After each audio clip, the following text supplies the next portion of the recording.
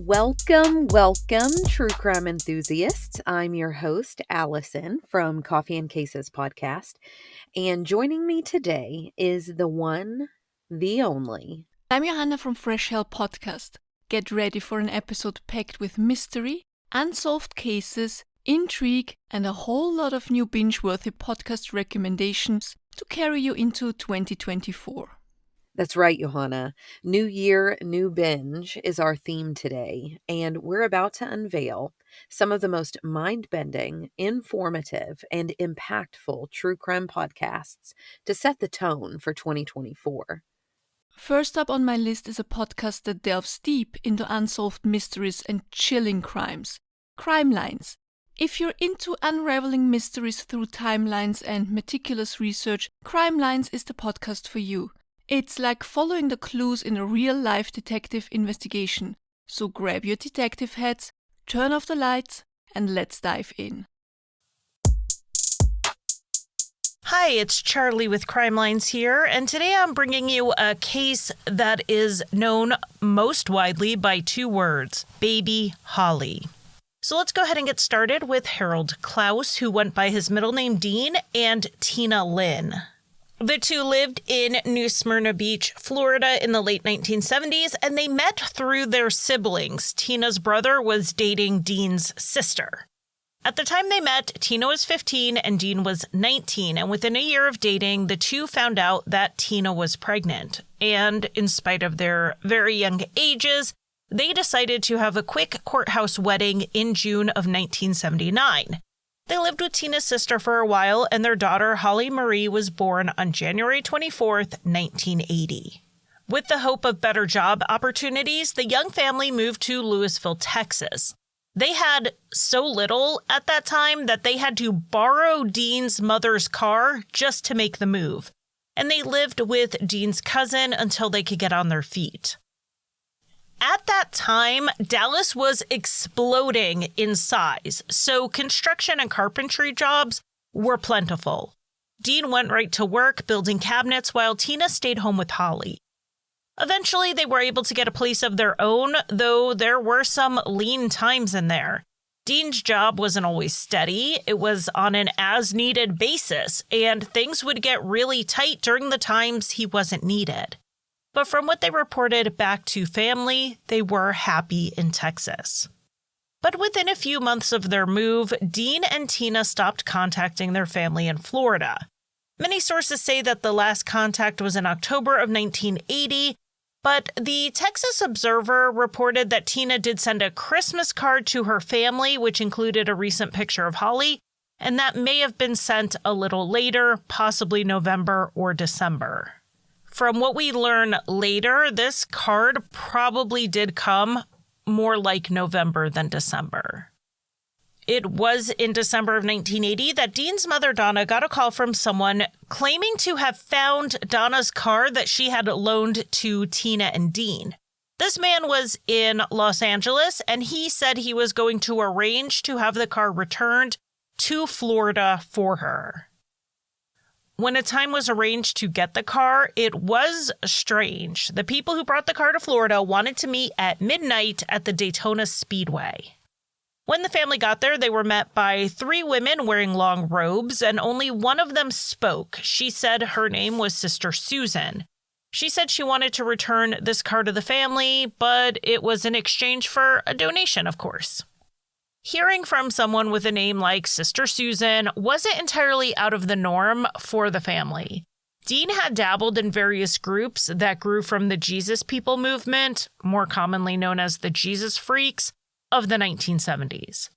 Like other religious movements of the time, it came from those who had been inspired by the hippie counterculture, the peace-loving movement, but they didn't find the answers they were looking for in either the free love side of things or drug use or both. They were looking for something that encompassed all of the peaceful side without all those other things. And some found this by turning to religion. Not all of these religions were based in Christianity. The Hare Krishna are a good example, as many of their early American members were ex-hippies. Dean was more interested in the Christian groups, particularly the Jesus People movement. When he was 17 and 18, his mom would come home and find men in robes sitting at the table. But Dean's interest in this declined as his relationship with Tina became more serious. But with Sister Susan and other robed women around, it looked like Dean may have gotten back into some type of religious group. And that was what Sister Susan said happened. Dean and Tina were now members of their group and wanted the family to know that they were fine. But they were cutting off contact with anyone outside of the faith, and that included their family. Sister Susan then had the gall to ask Donna for a $1,000 donation to get her car back. According to the Washington Post, the police had been alerted to the meeting and Sister Susan was taken into custody, though the police report about this has not been located as far as I know. It's not clear why they took Sister Susan into custody, maybe on suspicion of theft of the vehicle, but she was not held for long and did not go through any formal charges.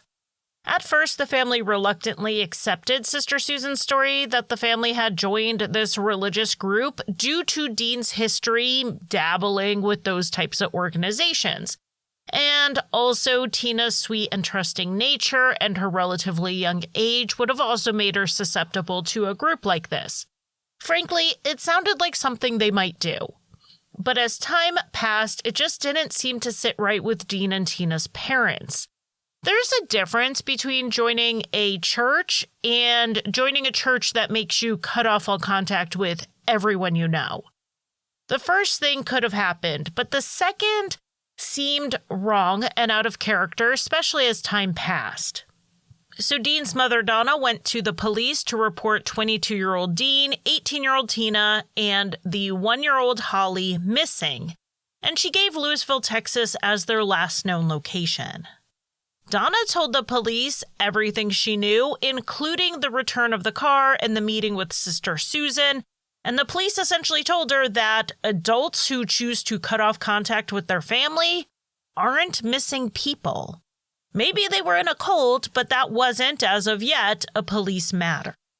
So the parents were left to search for themselves. Though they couldn't get the police to see the family as missing people, they were able to get them listed with the Salvation Army. Now, I didn't know this, but the Salvation Army has their own family reunification program that they've been running since the late 1800s. Their goal is to bring together families who have lost touch with each other. But though the Salvation Army's Missing Persons program did actively search for the family, no solid leads about Dean, Tina, or Holly ever came to light. From 1980 until 2020, the families had no idea what happened. And then, investigative genetic genealogy solved the case. Back in January of 1981, a man let his German Shepherd off leash in a wooded area in northeast Harris County, Texas, which is near Houston. The dog ran off and then came back with a human arm. The man called the police, who then searched the area, but they didn't find anything else. A week later, the same dog went out to this same area, and this time he came back with a hand. An even more thorough search was launched, and on Monday, January 12, 1981, 2 bodies were found just about 100 feet off the road. At first, the authorities couldn't even tell gender due to the state of the remains, but it was later determined that they were male and female. They had been in the woods for at least 2 weeks and up to a few months. A pair of green gym shorts and a bloody towel were found near their bodies. It was determined that the couple had been murdered. The woman had been strangled and the man had been beaten to death.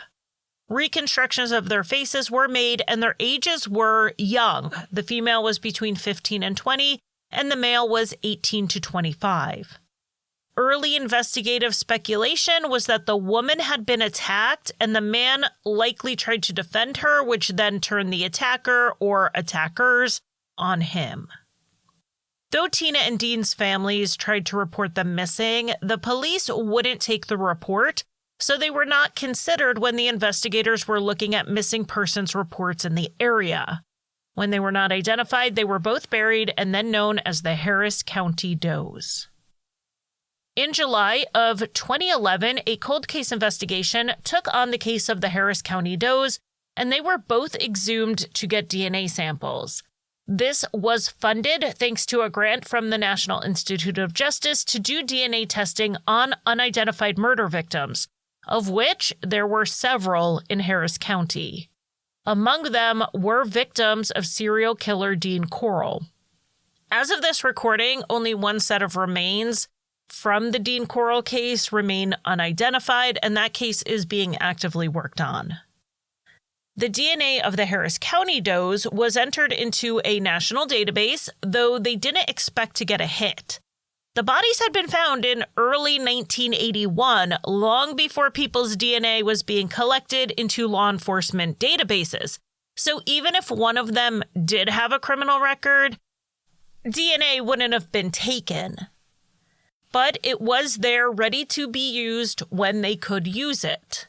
And they could in 2020 when they stopped trying to make a direct DNA match and instead tried to make a familial match. Identifinder International took the case and began building out the victims' family trees. They had two genealogists working on the case, one working on the male doe and one working on the female. The idea was that since they were found together, identifying one would get them to the other. And this worked. They were first able to find a family tree for the male doe that led them to a family with the last name Klaus out of Kentucky. These were cousins of the male victim. They then learned that the family line had moved to Florida and they were starting to get very close. They narrowed in on one line of the family tree through DNA, but then it was time to do some detective work. They called a woman named Debbie Brooks to ask her if she had a family member go missing in the early 1980s. Debbie was Dean's sister. When Debbie told them that her brother had been missing for a long time, they broke the news to her that they believed his body had been found back in 1981. Debbie mentioned that Dean's wife had gone missing at the same time and that her name was Tina. And so they told her that a woman's body had been found with Dean. So then Debbie asked the next logical question in her mind, what about the baby? To which the genealogist asked, what baby? Holly, who would have been 1 around the time the bodies were found, was still missing. She was not found with her parents' bodies, so they did a search for any infant and child doe cases that might match the timing and the circumstances, but they found none. There was always the possibility that Holly's body had been near her parents, but being smaller, it may have been taken by animals. But so long as her body hadn't been found, the family did have hope that she may still be alive and they would get to meet her one day. And that is exactly what happened.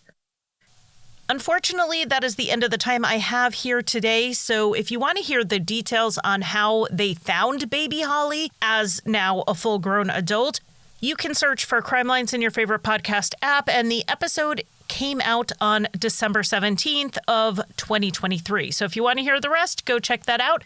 And if not, just know that the good news is baby Holly was found alive and well.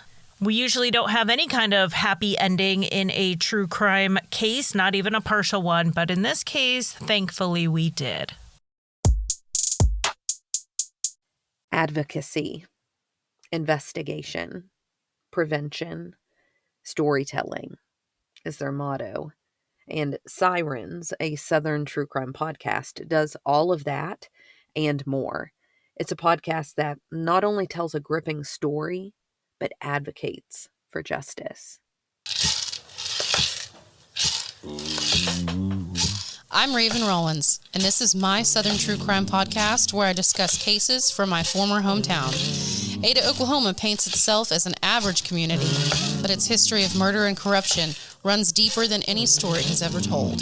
You'll hear plenty of special guests, including authors and experts in their fields, who visit with me on each episode, as well as other cases in the southern states. With notorious and unknown cases alike, every victim sees the light on my show. This is Sirens, a true crime podcast. A life might end but sometimes their case lives forever. Charlie Donnelly, the girl who was taken. In 1995, the movie Seven with Brad Pitt and Morgan Freeman was released. Top charting songs that year were Gangsta's Paradise by Coolio, Waterfalls by TLC, as well as Kiss from a Rose. On April 19th, 1995, Timothy McVeigh set off a bomb at the Alfred P. Murrah Federal Building in Oklahoma City, killing 168 people, including 8 federal marshals and 19 children. 680 others are wounded. For more information on that case, please check out our 3-part miniseries, Up in Smoke, where we discuss the bombing in detail as well as the events leading up to it, like the siege at Waco. 1995 was a historical year with white Broncos and even more tragedy.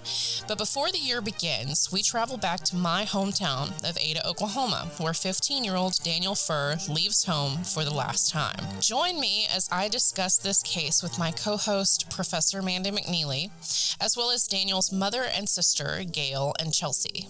I am Chelsea. I am Daniel's little sister, and we were 7 years apart. I was 8 years old when my brother was killed.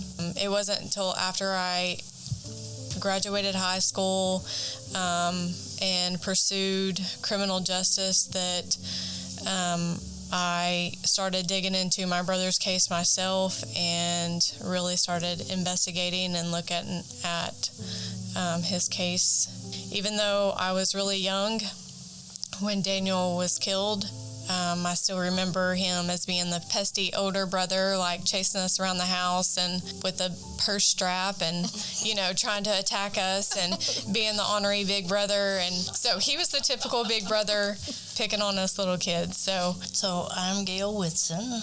I'm Daniel's mother. I had Daniel when I was a senior in high school. Oh, you were a baby. I was a baby. Me and Grant Daniel kind of grew up together. Aw. Daniel was a very fun young kid, never gave me no trouble up until about a year before his death is when he started hanging with the wrong crowd and getting with the wrong people. And at that point, I had become a single mother, and I had 3 other children. So I was a single mom of 4 kids. And it was difficult. It was difficult times. Like I said, me and Daniel kind of grew up together. He loved animals. He had a newspaper route. And when he'd go do his newspaper route, when he come back, he'd have 10 dogs following him. I'd be like, where'd all these dogs come from? I petted them, and they followed me home. So then he'd have to go back around and take every dog back home. we did adopt one and named it Bo. Yes, he had one stinky old dog named Bo. Stinky old Oh, dog. it was sticky. It was bad. But he loved Bo, and Bo loved him. Yeah, there's a little creek just probably about 10 blocks from our house. And he'd go down there with his little Boy Scout camping thing, and he'd catch crawdads and cook them. Did he eat them? Yes. Oh. But he liked to be outside. He liked Boy Scouts. He liked to do outdoor stuff, camping. In 1994, Daniel began hanging out with a bad crowd. He often disappears for days or weeks on end and informs his mother, Gail, that he has joined a gang called Crips 8 Ball. He will not disclose member names to Gail other than M.H., whom Daniel is supposedly selling drugs for at the time, and one other member. Daniel tends to get into a lot of trouble around this time, and in November of 1994, he enters Willowview Juvenile Center. Daniel begins receiving death threats, telling Gail that, quote, they showed up with a message that if he talked, he would be killed, end quote. Daniel's stay in Willowview is 30 days long. Once he went up to the placement where he was, supposed to go, he said after 30 days, he started telling me, he said, I just wanted to see if I could do it. And they said they took him to a place and they told him he had to steal a car, and then he had to run down what they call the gauntlet, where you run down and they beat you as you run through it. And he goes, I did it. But after he came to his senses and was in treatment for a while, he said, this is scary. They've came to my window and told me if I said anything that, because I placed him up in Oklahoma City. and that's where he supposedly got jumped into the gang. And he was 14. That was right before he turned 15. He said they actually came to the window of his room and through the window told him. And that was just days after. In June of 1995, a childhood friend of Daniel, Will Call the Fourth Scout, tells me that he spoke with Daniel around this time. He says that Daniel told him that he thought he had made a group of guys very upset with him and they were making threats, but he wasn't too worried about it. The friend states that Daniel was actually in really good spirits and told him that he was happy and had been doing well. We jump to July 6, 1995. Daniel was seen by Gail that morning. He was also seen at his grandmother's house that day. This is the day that Daniel and his father Harvey get into a fight. Daniel leaves Harvey's house, and this is the last time Harvey sees him alive. So my dad was out of town or out of state. While he was gone, Daniel was to stay with my mom. Daniel had broken the house and stolen some items from my dad. Upset my dad that he had broken and stolen something from him. He did confront Daniel about it, and they had gotten into an argument, and so then my dad left. And the bad thing about that is that's something my dad had always had to live with. He hated that was the last thing he said to his son. The words got heated or whatever. A few days later, he loses Daniel, and you can't ever take that back. And so I know throughout the years after that, my dad battled a lot of depression and blamed himself. So that really, really was hard. I went through his room and I found some money. I found $85 that was stashed in his mattress. The day that he left, we'll put it that way, I confronted him, and then I finally said, I got it. And if you will tell me where you got this, I will give it right back. He said, just give my money, Mom. We got a big fight. So the last time I ever talked to my son, too, it was a big fight. And he walked down the street and away. And that was my last words with him, too. So I lived with a lot of regret on that, too. A witness states that Anthony Taylor and his crew showed up at a friend's house and invited them to a party at the quarry later that night. According to authorities, it is believed that this night, July 7th, 1995, is the night Daniel is murdered, either late that night or early into the 8th at this party. From statements to police, we gather that there could have been around a dozen possible witnesses to Daniel's murder that night, all underage kids he went to school with, or, quote, gang members. However, on July 8th, a girl we'll call MC says that LM, who was Anthony Taylor's girlfriend at the time, told her that she saw Daniel around 5:30 p.m. on the 8th. She does not say where, and I do not have an interview with the police from her. On July 11th, 1995, at 5:55 p.m., a 911 call came into the Ada Police Dispatch from Pastor Bill Galbraith. Bill, at the time, was the pastor for the First Presbyterian Church in Ada and the scout troop leader for Troop 9. He informed dispatch that several Boy Scouts from his troop, which was also Daniel's troop, had reported to him that they had found a body at the west side of the old brick plant, or quarry, just east of the church near the rock cliffs. Daniel was 5'10" and around 150 pounds. So reports of the body being 6 feet tall, weighing 160 pounds with long black hair and no facial hair. Age is approximated at 25 years old. And at the bottom, other descriptors are recorded, with height being 5'4" or 64 inches, and weight is noted at 92.5 pounds, along with the age of 15 and the race of white. It also says his hair is brown. These two descriptors are both on the same report, one at the top, one at the bottom. I think this is the important part for everybody to realize why we had so much doubt. I got an autopsy before the sheriff did. I had one in hand. I had somebody waiting up there at the ME's office for it. And it said 5'4". That's when I started questioning. And I saw a picture of the body, and the hair went along the shoulder to the end. And I said, just explain this long black hair to me.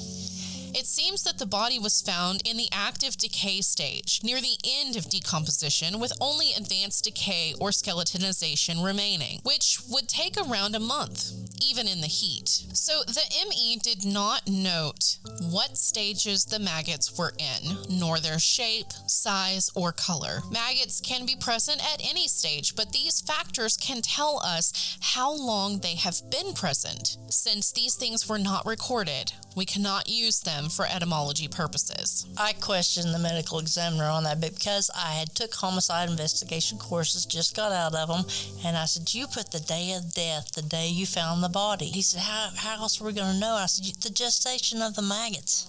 And he said, we don't do that. For a homicide investigation, you need to know the time of death. I had questions, I had valid questions, and they would just tell me I was in denial. With all of this information, our team believes the body could have been dead for at least 2 weeks to a month, with no blood present at the scene other than one small leaf, and it's a suspected stabbing. We believe that there's a good chance that the body was killed somewhere else and then placed at this scene. This would also explain why, if the body was older than 2 weeks, no one found it in this spot prior, as we know that the scouts regularly meet at the church every Tuesday and played around this spot each week, yet did not witness the body there in previous weeks. In August of 1996, Gail speaks with Daniel's dentist, Dr. Clark. Dr. Clark didn't believe that they could have matched ID with the records that he provided. He stated that an x-ray had not been done of Daniel's teeth since 1991, when Daniel was 11 years old. He said he would have lost teeth, and new ones would have grown in, so it would be unlikely that an ID could be made from them. Those x-rays from 1991 were the ones sent to the medical examiner's odontologist and used in the comparison and eventual ID of the body as Daniel. Clearly, the x-rays that were sent from Daniel's dentist was done when Daniel was 11 years old. There's a huge gap in between those times. We do have the official reports for that comparison. It's very light, and we agree. It seems unlikely a match could have been made from them. July of 2006. Daniel's family does a news story about possible exhumation of the body to test it to find out if it really was Daniel. The ME stated after it aired that they had a tissue sample from the body. The family is told they will need to obtain a court order for the samples. In January of 2007, the family calls the Texas lab to see how the testing is coming along. They are told then that they never received the samples from the medical examiner's office for comparison. So I called the ME's office and asked them, and they said, it's too decomposed. I said, I don't care. It belongs to me now. I have a court order. Will you please send it to my lab? And they can determine how decomposed it is. Right. And they said, no, you'll have to get another court order. And I was just, every time they did that to me, it knocked the breath out of me. They just kept knocking me off my feet.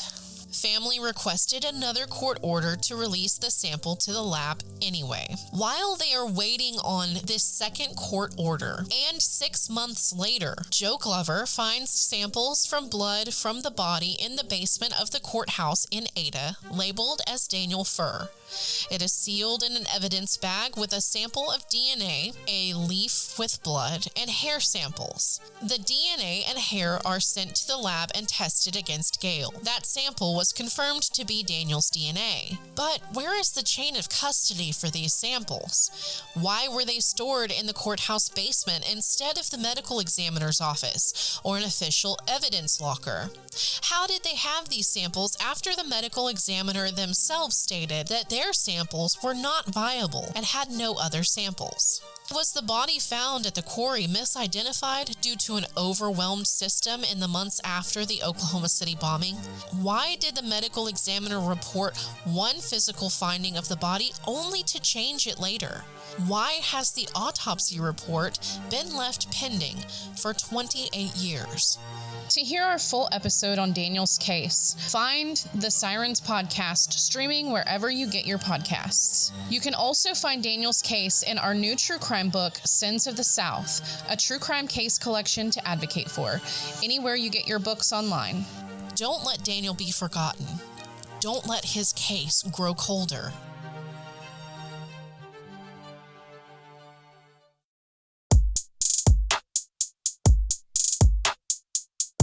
Now, for those of you who enjoy a bit of humor with their crime, Private Dicks is a witty take on the world of private investigators. It's like detective work with a side of laughter.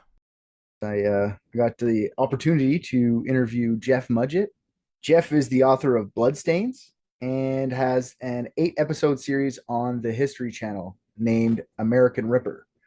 He's even done a TED Talk. Jeff is the great-great-grandson of Herman Webster Mudgett.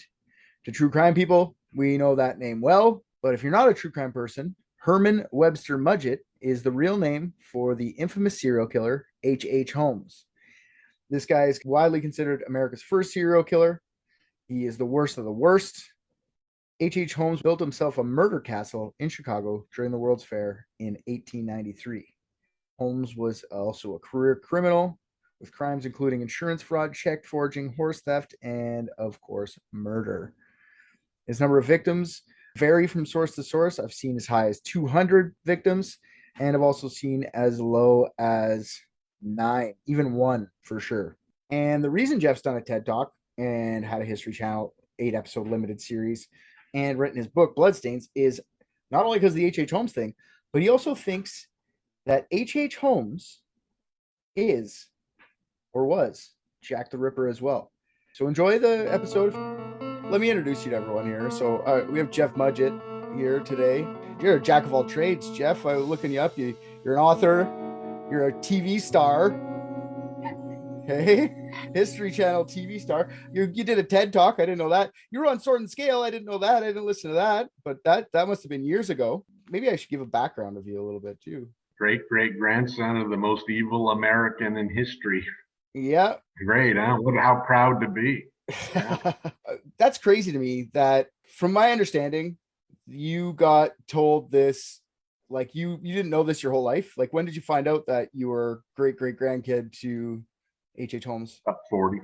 40. I'm 38. It was a family dinner. I read about it in the book, which is, my revision is coming out here soon, which I'll introduce to all your listeners sometime in your show today. But it was a family dinner, and my grandmother her hobby was looking up our direct descendancy lines, and my ancestors, and her belief all these years had been that it had been the infamous or famous, however you want to call it, Civil War General Robert E. Lee. Oh. All that, and she hired these professional teams to run it down professionally, and give her a full report, verified, certified, all that stuff. Spent a lot of money. That's crazy. I thought you were going to say she was like on ancestry.com, or something like that, but she got a whole team. Oh yeah.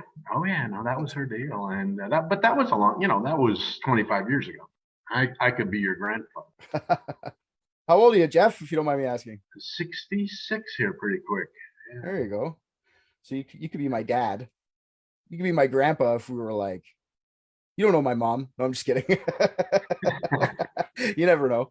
Well, I don't know. You look kind of cute. You look kind of cute. She might be pretty. There you go. Yeah. Yeah. So you're sitting around dinner and your grandma's trying to figure out from Robert E. Lee, because she's convinced of that, what happens next? Well, she sits us all down and she's spooning out her famous chicken dumplings, and we're all eager to dive in. And then she says, I've got something to tell you all. The pros came back to me and said that I need to take up another hobby. There's something I need to do differently now.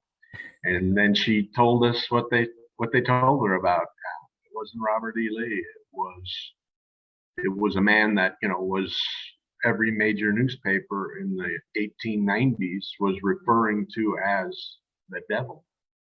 And it's, not just a criminal, the devil. For sure. And she said, and I looked it up, and then my brother was her assistant and all this stuff. He'd always been involved with it too. He jumped in and said, yeah, I did some research, and this was not a good man. And my grandfather's sitting there, and my grandfather was a very quiet, stoic man.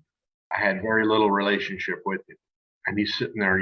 I was watching him. You could, because this would have been his grandfather, right? Yeah, for sure. And he explodes at the table, Richard, and storms out of the room, but he's yelling at the family, that name will never be used in my house ever again, and storms out of the room. And we're all just kind of sitting there like, wow, we were just looking for apple pie, we weren't looking for this.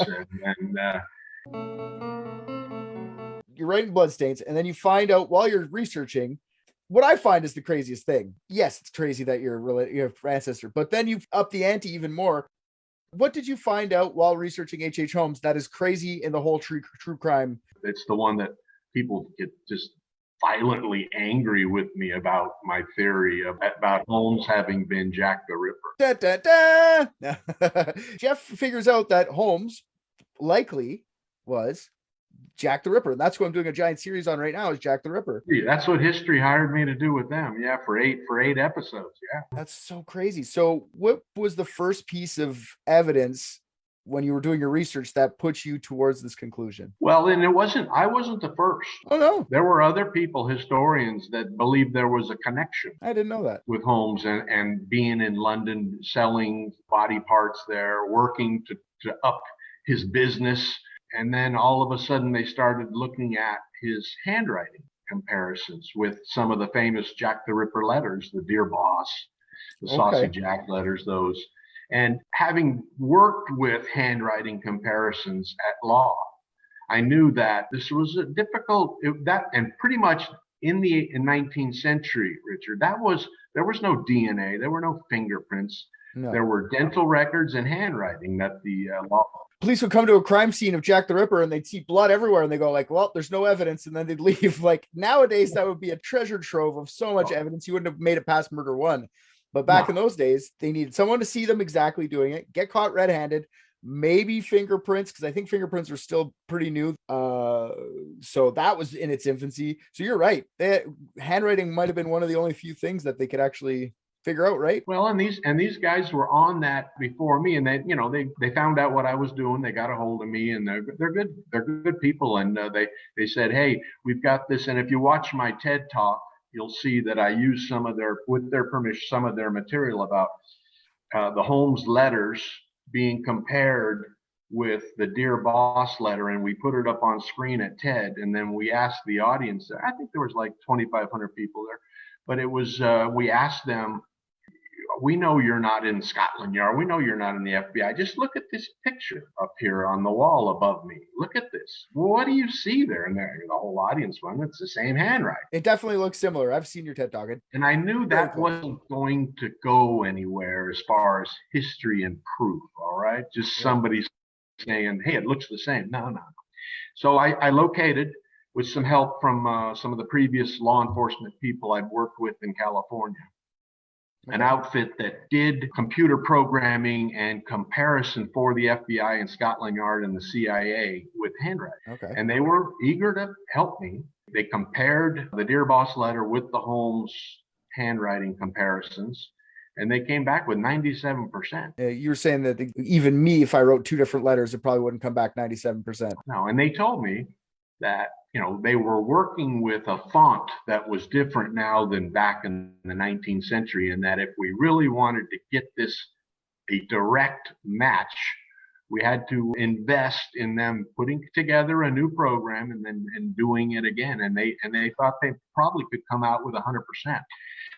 So, all of a sudden slapping me in the face. Here we go. We got this evil man that all of a sudden is now possibly solving the most incredible true crime mystery that ever was. The first American serial killer with like the first serial killer, like that. Yeah. Jack, it just adds the whole new layer to the whole thing.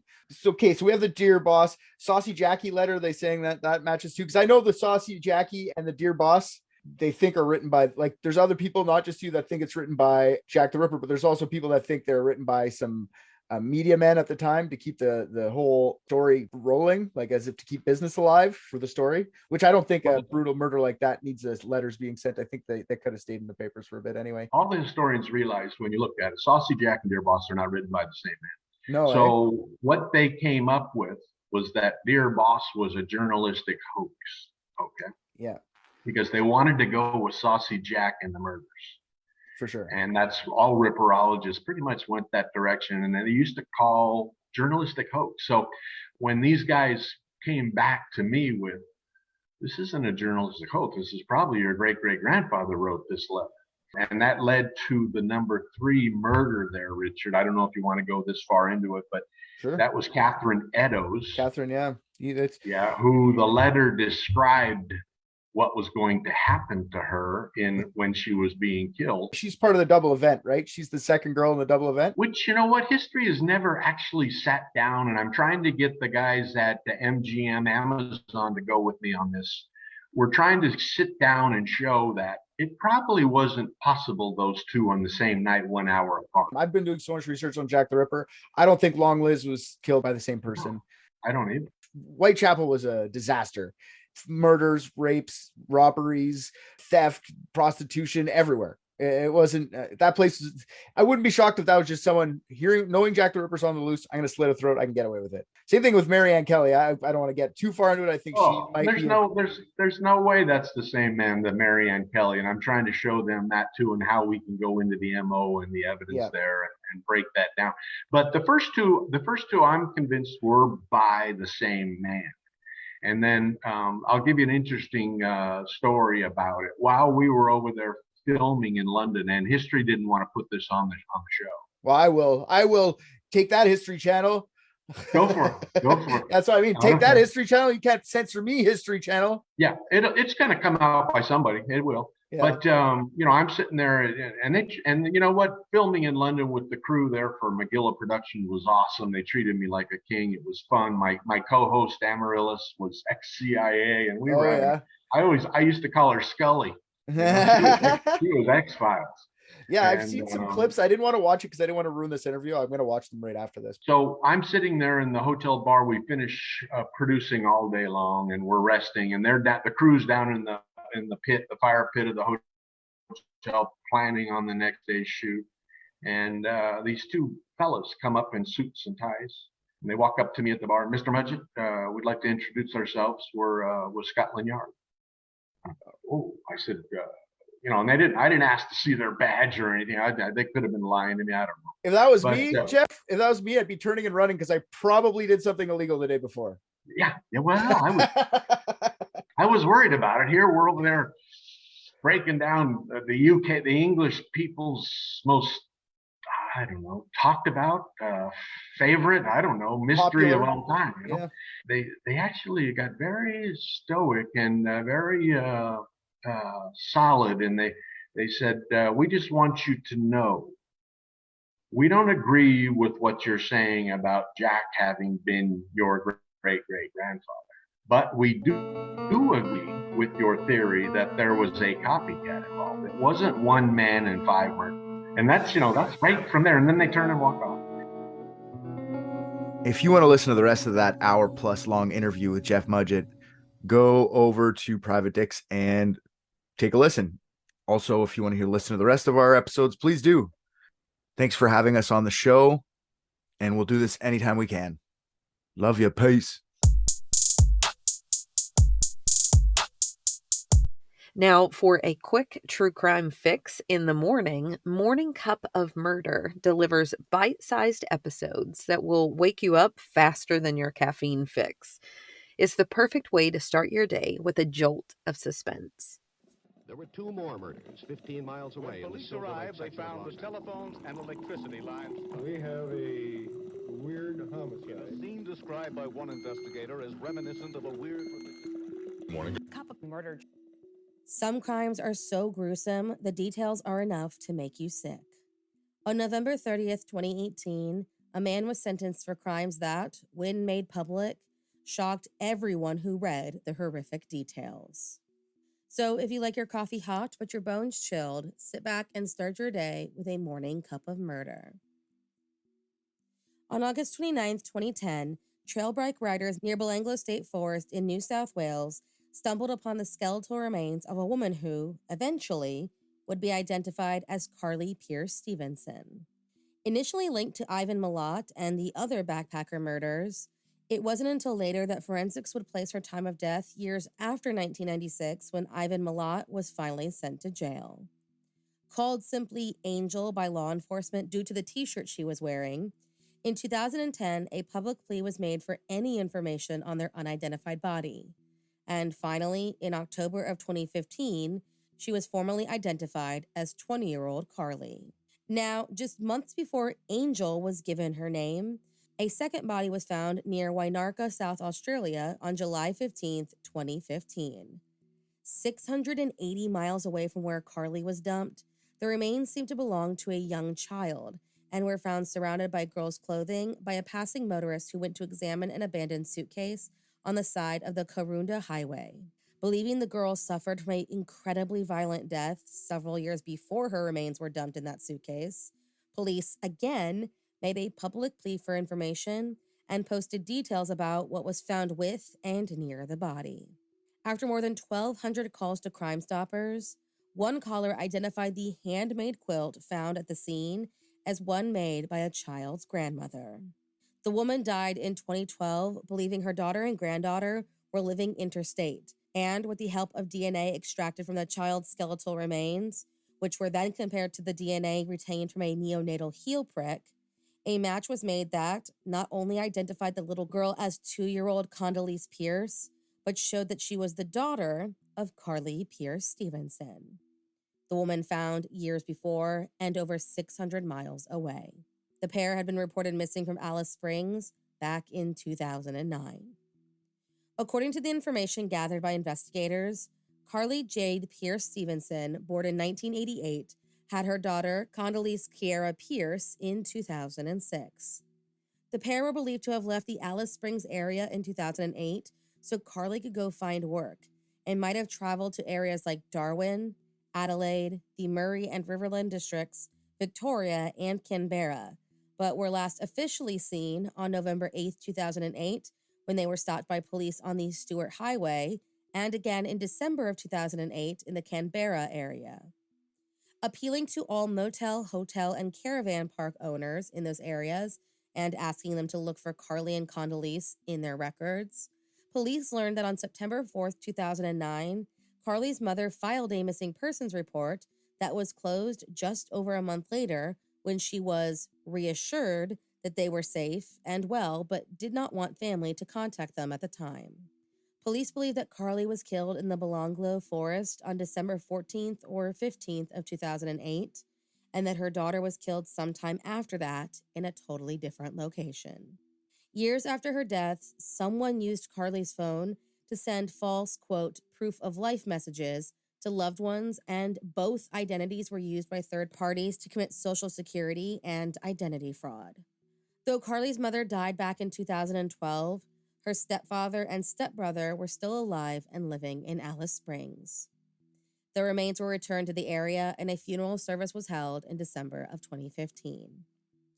Following whatever leads they had, a joint investigation began and investigators, following the money trail, were led to a woman who appeared in a credit union in June of 2010, claiming she was Carly Pierce Stevenson. In a wheelchair and accompanied by a man, another woman impersonating the deceased at a Centrelink office in South Australia came in that same year.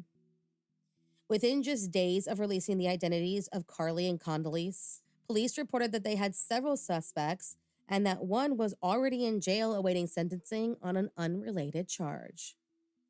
On October 28, 2015, 41-year-old Daniel James Holdham was arrested in Cessnock, New South Wales, and later charged with the murder of Carly Pierce Stevenson. According to the investigators, Daniel was in a relationship with a woman named Hazel Passmore, who allegedly stole the woman's identity just after the murder, and might have been in a relationship with Carly at the time of her death. Daniel, back in 2008, had been in an accident with a then partner that resulted in the deaths of her 2 children and her leg being amputated. She is believed to be the woman who was impersonating Carly in the wheelchair. In August of 2008, the month before the accident, she uploaded images of her 2 children and Condoleezza Pierce at a motor show in Alice Springs on her Facebook.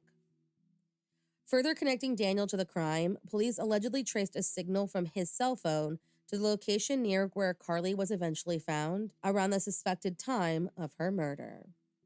On December 15th, 2015, he was arrested again for the murder of Condoleezza, who police now believe died just 5 days after her mother, and he was refused bail. After a number of delays to collect more evidence, now coming from a total of 5 jurisdictions, it was alleged during his committal hearing in August of 2017 that Daniel told a witness he stepped on Carly's throat, crushing her windpipe, and admitted to burying her in the forest.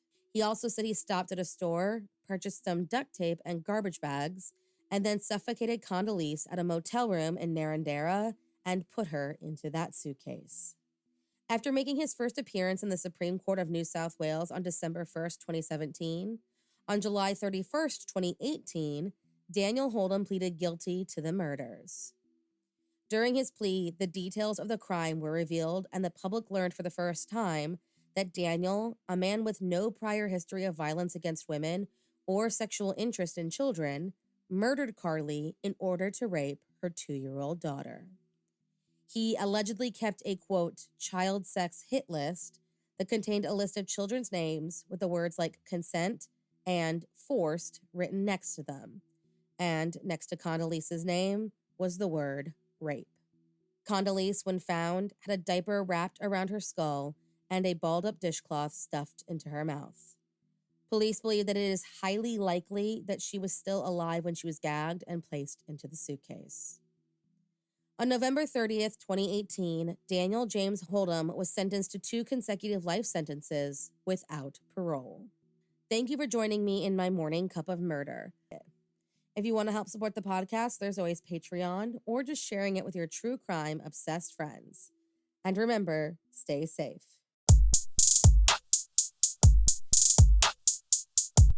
And for the true crime lovers intrigued by the unknown, Persons Unknown explores cases of unsolved murders and of disappearances. It's a deep dive into the mysteries that continue to baffle investigators both in Wales, where our host is based, and in the rest of the world. Persons Unknown is a true crime podcast dedicated to unsolved murders and missing persons cases from all over the world. I'm John, I live in Wales, UK, and I research, write and produce each episode. New episodes are released every other Monday. Cases I have covered recently include the disappearance of Robin Graham from California in 1970, the unsolved murder of Zegametsi Mogamotsi in Botswana, 1994, the 1973 unsolved murder of Brian McDermott in Northern Ireland, and the 2008 unsolved murder of Nartai Mallory Manning from Christchurch, New Zealand. The segment I'm sharing with you today is the beginning of the episode about the 1986 unsolved murder of Danuta Kaczmarska. Danuta was a Polish-born doctor living in Birmingham, UK. You can find the rest of the episode by searching for Persons Unknown in your podcast directory, or alternatively, you can follow the link in the show notes. There you will also find a transcript for the episode and a list of the sources I used. Thank you for listening. It was January 22nd, 1986, and enthusiastic amateur photographer Paul Kernich was spending his Wednesday evening going through some slides on a home projector. At 9 p.m, he suddenly became aware of a strong smell of smoke wafting through the living room. He quickly got on the phone and dialed 999 for the emergency services, requesting a fire engine be dispatched to his property in Coniston Close, Hall Green, in the southeast of Birmingham. The response was prompt, and a team of 10 firefighters soon arrived at the scene. A cursory search discovered that the blaze was not at Mr. Kernich's home. The smoke was coming from a house a few doors away, which belonged to a popular local GP, general practitioner, Dr. Danuta Kaczmarska. The firefighters donned breathing apparatus and approached the house. They found the front door locked, so forced entry to the property. Visibility was extremely poor, as the firefighters were enveloped in a thick black blanket of smoke. Even so, it was apparent that the fire was contained to the ground floor, specifically the kitchen. The blaze was able to be put out relatively quickly, within a matter of minutes. The crew began sorting through the wreckage of the fire to ascertain what had gone on and discover its cause. One firefighter crawled over a mound of cold and burnt debris, not knowing what it was. A short time later, at 10 p.m, it was discovered to be the charred remains of a human skeleton. Station Officer Steve Pierce, who was in charge of the operation, contacted detectives and the West Midlands Fire Investigation Team. They were dispatched swiftly, and an incident room was established at nearby Spark Hill Police Station. Attempts were made to formally identify the body. Police suspected the body to be the house owner, 52-year-old Danuta Kaczmarska. Dental records soon proved that this was correct. A pathology report showed that Danuta had been struck forcefully several times with a sharp, heavy object, probably a small axe or machete. 5 wounds had been administered to the back of the head, and at least 1 to the forehead. Later at the inquest, it was said a total of 7 blows were counted. Blood found on the walls testified that the attack had happened in the kitchen. The injuries to the head had rendered Danuta unconscious.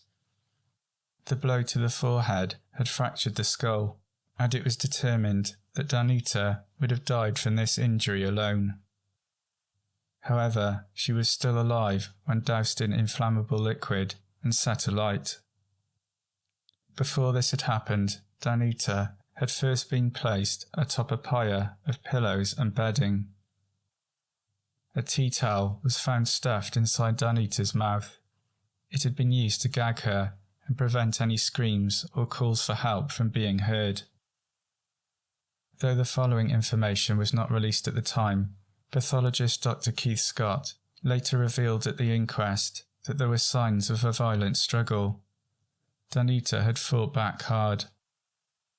Knives and food items were strewn around the body, as well as copious amounts of blood. There has never been any evidence released that suggests Danuta was sexually assaulted. Police were at a loss as to the motive for such a brutal slaying. Robbery seemed unlikely, as a large amount of cash and valuables were left untouched. Hundreds of pounds in notes and travellers' cheques were found all around the house. A newspaper article in the Birmingham Post in March 1997 later said that a total of £800 was discovered at the scene.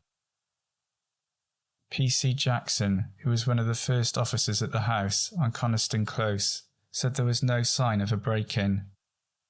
Therefore it was speculated that Danuta may have known the killer. Within a day of the murder, police did say it was believed that Danuta had a number of male friends, and they were attempting to trace and speak with them. Danuta was born in Poland during the mid-1930s. Her father Stefan had been a judge there before emigrating with his family. I am unsure exactly when this happened, but by the mid-1980s, the Kaczmarskas had been in the country for decades. By 1986, Danuta had been a general practitioner in Birmingham for 15 years. At the time of her death, she owned 2 GP surgeries and personally oversaw around 4,000 patients. One surgery was on Westfield Road in Acox Green, and the other on Addison Road, Kings Heath. Some of her patients had trouble pronouncing her last name, Kaczmarska, so she was known by patients and colleagues alike as Dr. K. The amiable GP was held in high regard by the local community. Her neighbours said she was kind and would often give them presents and gifts. Danuta was loved and respected by her patients. She often went the extra mile for them and counted many as friends. Danuta's parents lived in Birmingham too. Her father Stefan had been ill with cancer for some time, and her mother, Alina, is described in one press report as having been suffering stress due to the strain of caring for a terminally ill husband. In a particularly cruel turn of fate, Stefan passed away just 6 days after his daughter's murder. Danuta had at least one sister, Alicia. He was a social worker living in Newcastle in the north of England. She travelled down numerous times over the first few weeks of the investigation to provide valuable information to the police about Danuta's life. Confusingly, later newspaper reports from the 1990s refer to a sister named Irina, who was then living in the south of England. Both the Alicia and Irina mentioned have the same English surname. I'm guessing a married name, so I assume it is the same person, but for some reason she is referred to by different first names. Danuta was a wealthy woman. As well as the 2 surgeries and house in Greenhall, she also owned 2 cottages in Stratford-upon-Avon. I believe she may have owned another house in Birmingham too. Danuta enjoyed foreign holidays and went abroad 2 or 3 times a year. She had travelled extensively in India, China and Sri Lanka. When she died, Danuta left no will, so letters of administration were granted to her 76-year-old mother, Alina. Alina was left to decide what to do with her daughter's considerable estate. It totalled £202,384, the equivalent of over £500,000 today. To put this into perspective, the average house price in the UK in 1986 was a little over £30,000. A woman named Edna, who worked as a receptionist at Danuta's doctor's practice, spoke to the Birmingham Metro News about the murder. She was in complete shock and could not fathom what could have happened to have led to her beloved boss being killed in such a gruesome manner. What made this murder even more baffling and disconcerting was the fact that almost 4 years to the day, another body had been found at the same address, also having been unrecognisably burnt in a fire. To continue listening to the episode, follow the link in the show notes or search for Persons Unknown in your podcast app. Thank you for listening.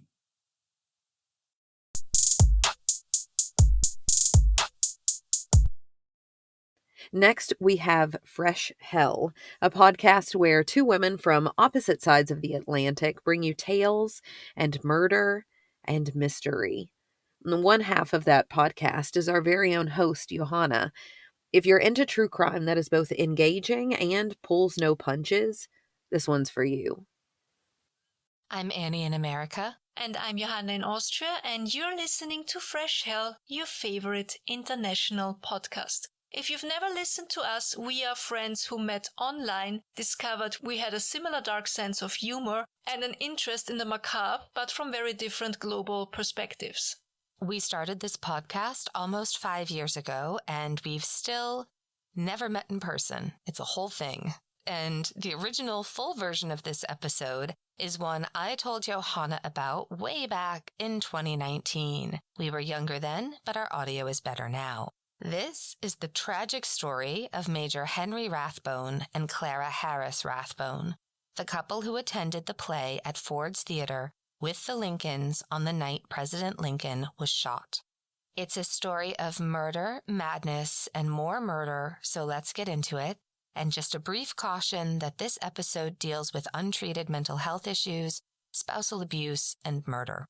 Clara Hamilton Harris was born in 1834, one of 4 children born to Senator Ira Harris of New York and his wife Louisa, who unfortunately died when Clara was around 10. 3 years later, Ira married Pauline Rathbone, the widow of Jared L. Rathbone, a successful merchant who went on to become the mayor of Albany, New York. Jared and Pauline also had 4 children, and 2 of their sons, Jared Jr. and Henry, would survive to become adults. When Pauline Rathbone and Senator Ira Harris married, Clara and Henry became step-siblings. Clara was a couple years older than he was. They were 11 and 13. They became quick friends, and although Clara's mother told her to think of Henry as family, they were not family, and she fell in love with him. He felt the same way.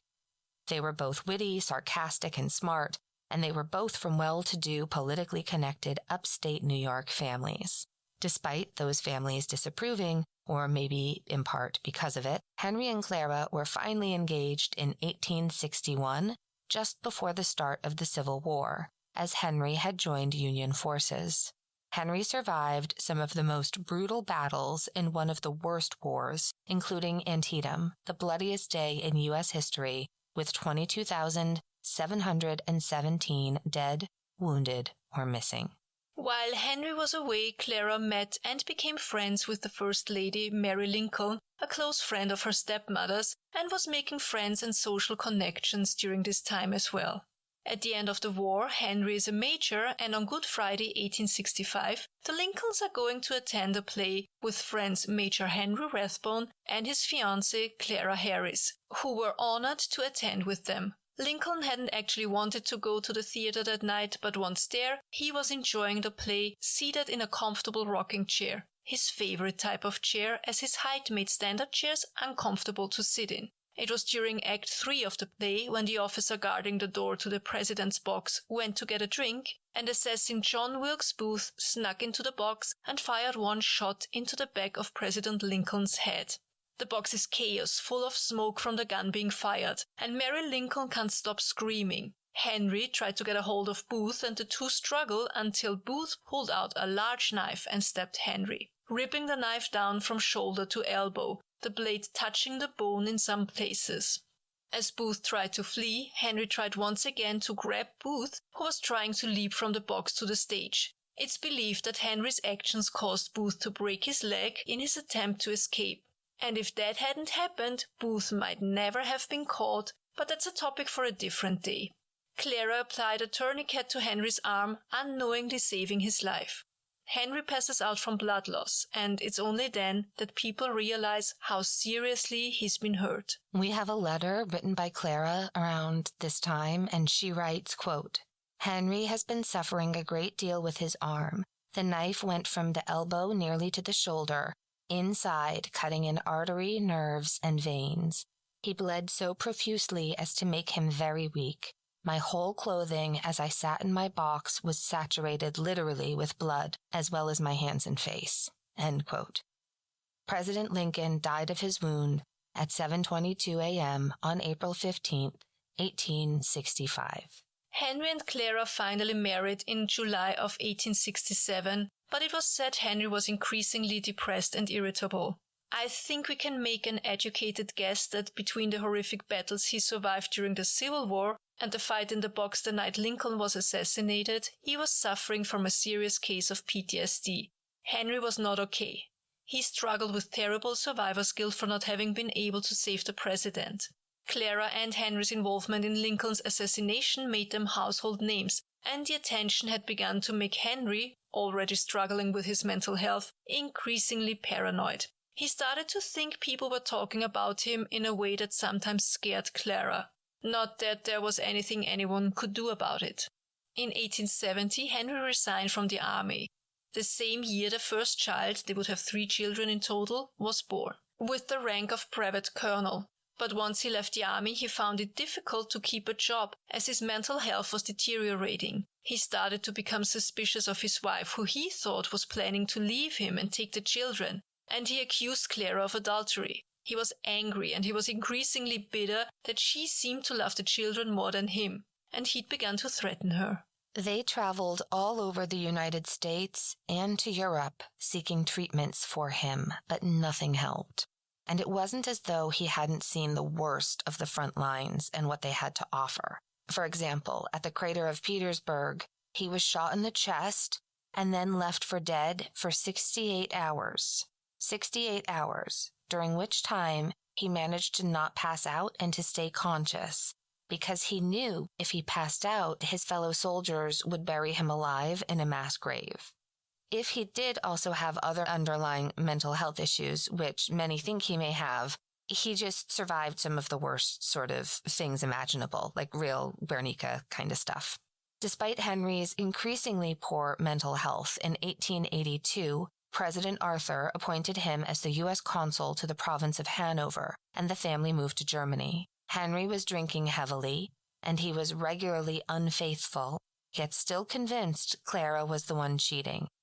Clara's sister was visiting them, and there had been some discussion whether it might make sense that the two of them should return home with the children. Clara's family wanted her to just come home. And this irrational behavior unfortunately came to a tragic end on December 23rd, 1883. There are several accounts of the specifics, and we've chosen one from the Pall Mall Gazette, December 31st, 1883. Quote, "The murder of an American lady at Hanover. Further particulars have been received by telegraph at the London office. The telegram says, quote, though many details of the Rathbone tragedy are concealed from the public, enough is known to show that Mrs. Rathbone sacrificed herself in order to save the lives of her children. Colonel Rathbone was known in former years for his kindly, genial nature. He had, for the last 4 years, become melancholy, morose, and suspicious, and was subject to fits of uncontrollable passion. 4 years ago, he went to Carlsbad, hoping to be cured, but returned rather worse than better. Of late, his condition grew worse, and his fits of passion were more frequent, so that his family had discussed the wisdom of permitting his wife and the children to remain with him. Mrs. Rathbone appears to have been fully aware of the approaching crisis. She is by all described as a lady of exceptional character, gentle, loving, and untiring in her devotion to her husband. She lived only to watch over him. On the Sunday before the tragedy, Rathbone sat moodily at the table of the drawing-room for some hours, not speaking a word, but staring blankly before him. At 5:30 he rose from his bed, and passing out of his apartment with a light in one hand, a revolver in the other, he went to the door of the room where his little daughter Pauline slept, with her nurse. Knocking, he asked the nurse, "Is Pauline in bed?" "Yes," she answered. "Are the boys in their room?" "Yes." "Open the door. I want to see them." By this time, Mrs. Rathbone came out after him just as the nurse was opening the door. She said, "My dear husband, do calm yourself." And just as he was about to enter the room, she called out, "Nurse, lock the door, save the children. There's going to be some dreadful work." The nurse then closed the door while Mrs. Rathbone drew her husband away and appealed to him to go to rest. Hearing the door bolted and finding himself sordid, he turned around in a fit of ungovernable passion, seized his wife by the upper part of her arm, and dragged her by force into their bedroom. Mrs. Rathbone was heard appealing to her husband to let her live. Then shots were heard, succeeded by silence. On the door being burst open, Mrs. Rathbone was discovered lying on the bed covered with blood. She merely said to her sister, "He has killed us both at last," and then expired, without pain, in less than 5 minutes. She had received 2 pistol shots in the breast, but the fatal wound was inflicted by the blade of a dagger, which had pierced her heart. The colonel was lying on the floor, and remained for some time conscious, though wounded 5 times by the dagger, one cut reaching his lung. He asked for brandy, saying he was much hurt, but did not appear to know who had hurt him. He said, "Who could have done this? I don't think I have any enemies." He then asked where he was, but did not seem to remember that he was even in Hanover. When he was taken to the hospital for the first 2 nights, he asked piteously for his wife.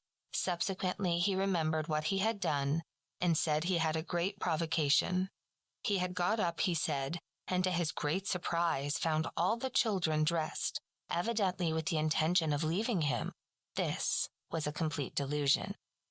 Everything, indeed, points to the conclusion that he was quite responsible for his actions.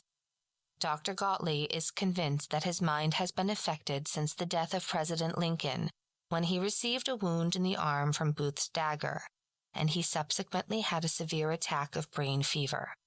In case he should recover, he will be defended by the ex-Hanoverian minister, Windthorst. End quote.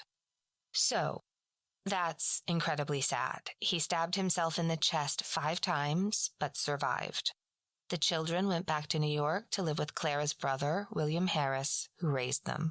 The judge found him insane, and he spent the rest of his life suffering terribly from extreme paranoia at an asylum in Hildesheim, Germany.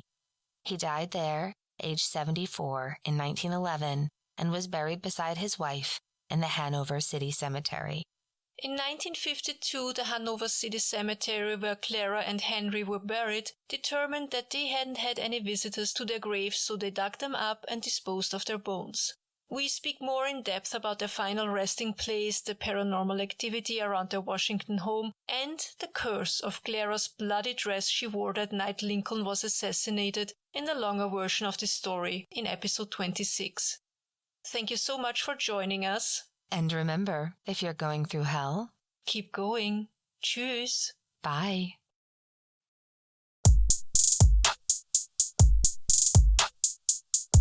If you have been looking for a podcast that pulls together stories of the paranormal, supernatural, and horror, Stories with Sapphire is the podcast you've been looking for. Sapphire explores theme-based episodes containing true stories from the Philippines and across the globe. Hey everyone, my name is Sapphire Sandalo. I'm the host of Stories with Sapphire. Each episode contains real paranormal stories connected by a theme, and I add my insight and commentary as a practicing occultist and paranormal investigator. You can find the show on YouTube and anywhere you listen to podcasts. This is a story from a recent episode. Hope you enjoy. The Natural Exorcist, submitted by Anonymous. Hi, Sapphire. Because I was raised Southern Baptist in Detroit, it wasn't easy growing up seeing things or knowing things that were considered to be evil or demonic. In the Black community during the 90s, if the Bible says it's bad or wrong, then you didn't ask questions. This probably explains why I prefer to remain anonymous. My core group of friends were normal, and I had a secret group of friends that I felt comfortable talking about these experiences with. This story is actually the last time that we were all together. I changed their names, of course, and referenced their religions on purpose. I was about 15, and I was supposed to go to a sleepover. I don't remember if I was sick or busy, but I just know I didn't go. A few days later, I found out that they were playing with a Ouija board. I don't even like going into a house when I know a Ouija board is on the property, so I'm glad I didn't go. Since that sleepover, my friend Sam and I started noticing her older sister, Cassidy, was acting strange. Cassidy was about 2 years older and was, honestly, the ideal sister. She was always helpful, understanding, and just a genuinely good example of the perfect student, child, citizen, as far as we could tell. She had begun acting against their Catholic faith, started rebelling. Something was off. Our other friends, Sasha, who was Muslim, and Yoko, a Buddhist, noticed as well. When Cassidy became more verbally abusive towards her parents and began drawing weird symbols on her arms, we all started to think about that sleepover I missed. Apparently, Cassidy was the one that wanted to use the Ouija board. She told them that it would be funny if they played it and that it would be hilarious if something happened. Sam remembered that Cassidy was openly antagonistic with the board, and things seemed to be off since that night. In our minds, a possession was the only explanation for the new Cassidy. I actually recall a moment when I had contact with the real Cassidy during all of this, and she bluntly told me that she was a prisoner in her own body. We were all 15 or 16, literally had no idea what we were doing. We should have gone to an adult, but for whatever reason, I felt that I could do this, that we could get rid of whatever was attached to Cassidy. The plan was for all of us to find a place that we could do this, get it over with, and pretend it never happened. Sam said she'd find a place. Her mom was a realtor, and she knew of places that seemed to never sell. We all gathered things from our religious affiliations and met up at the abandoned home. Sasha brought incense and oils. Yoko brought talismans and charms. I brought salt and sage sticks. Cassidy even helped, oddly enough, by providing tiki torch sticks. The house Sam found had a small pool space in the back. As the brains of this, I was literally playing it by ear, adjusting to whatever we had to make the best of what I could. I told Cassidy to stand in the middle of the empty pool, which she mindlessly did. We tied the sage sticks to the tiki torches and jabbed them into the ground at each corner of the pool. Sam was able to get enough water to fill the pool so that it was maybe ankle deep. Nothing happened. We circled the pool with oil, connecting torch to torch. Nothing happened. We placed the talismans and charms around the pool and on ourselves for protection. Nothing happened. We lit the sage sticks. Nothing happened. Finally, we slowly poured the salt on top of the oil line. When the line was complete, Cassidy's face became distorted and her eyes were black. Loudly, I said to my friends, "I don't give a damn who you pray to. Just pray the strongest prayer of protection you know and don't stop." With fear in our voices, we loudly spoke the prayers we knew. Cassidy looked visibly agitated. When we collectively said, "Amen," it was at the top of our voices, and Cassidy's body went limp. She fell into the water, and I started freaking out. Where she previously stood was a black, shadowy figure with reddish eyes, glaring at me. It wasn't paying attention to anyone else. It was staring directly at me, as though my existence was an insult. Finally, I snapped out of it. I screamed for Cassidy, "Get the hell out of the water and run!" That's exactly what we all did. We took off. When we were back at Sam's house, no one said a word. We were still shaken. Yoko was the first to leave, then Sasha. I gave the sisters a small hug and walked out the house, taking the quick route home. For some reason, I felt that I'd be safer in my own home. I haven't seen any of them since that night. About 5 years later, I was talking to the pastor about everything. I was telling him that I felt that I was cursed and that I needed to figure out how to get rid of this. He said something that actually made me cry, and I'm crying now as I think back on it. God doesn't give curses. He gives gifts. You didn't seek this, but it's been there since birth, which is what makes this a gift. As for your so-called exorcism, you did horribly well. At that, he actually laughed. You got it out. Great. Why didn't you tell the demon where to go? I didn't think about that. I just wanted to help my friend. And this is why you guys should have gone to an adult. I felt a little better, but what he said next was what really hit hard. For someone that had never done this, you really seemed to have a good idea of what to do, though. You never sought this information out, right? I shook my head. Is anyone else in your family like this? Well, my grandmother, who died when I was 16, she was like this. Her mother, too. And to my knowledge, my great-grandmother, but she died before I was born. I think you're experiencing genetic memory. Roughly speaking, this is something that happens when you seem to have knowledge of something, but you're not sure how you know it.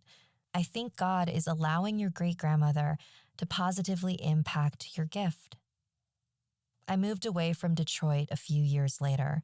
I still have experiences where I seem to know about various paranormal or spiritual things with no idea of how I know it. I've even heard my grandmother's voice guiding me through a few of them. I'm interested to see what you make of this, or if you have had a similar experience. Maybe not the exorcism, but with genetic memory. Be blessed.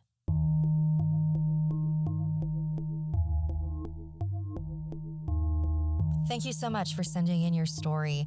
I found this so fascinating.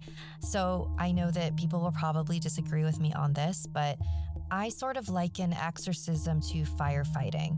If there's a fire, you'd want to call a professional because they have the tools, the physical strength, the knowledge, and experience to put it out. But it is possible a regular person could put one out as well. It's just way safer and quicker if a professional does it. So my theory is that you were dealing with a very small fire, which makes sense since Ouija boards tend to attract these lowly trickster types. And genetic memory is absolutely a thing. All the oocytes, which are the things that become eggs that a woman will produce in her life, are created when she is a 4-month-old fetus in the womb, which means that part of us existed inside of our maternal grandmothers. So parts of her life are energetically imprinted on us before we even existed.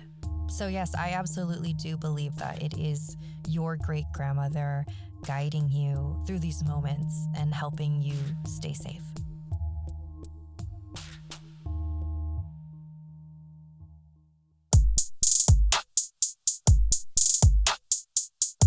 And there you have it, listeners, a fantastic list to kick off your new year, new binge listening. Thanks for tuning in, and be sure to follow all of the podcasts you enjoyed so you will never miss an episode. Absolutely. Remember to follow them on social media as well. We hope you've enjoyed part 1 of this collab episode. Make sure to stay tuned for a whole new lineup of podcasts tomorrow that we know you'll enjoy. Until then, happy binging.